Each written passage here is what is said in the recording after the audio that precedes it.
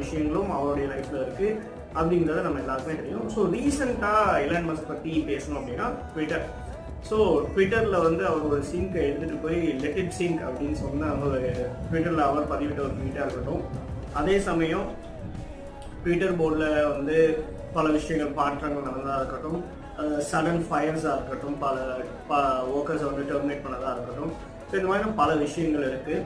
So அதெல்லாம் நம்ம வந்து பேசலை. நம்ம பேசக்கூடிய விஷயம் என்னன்னு பார்த்துக்கிட்டிங்கன்னா அவருடைய டிஃப்ரெண்ட் திங்கிங், அடுத்து மணியை பற்றி, பணத்தை பற்றி அவருடைய மைண்ட் செட் என்ன, அதை பற்றி பேசுவோம். எதுக்காக அப்படின்னா நம்ம ஆல்ரெடி இந்த வீக் பேசின 2 நபர்கள், ஹென்ரி ஃபோர்ட்.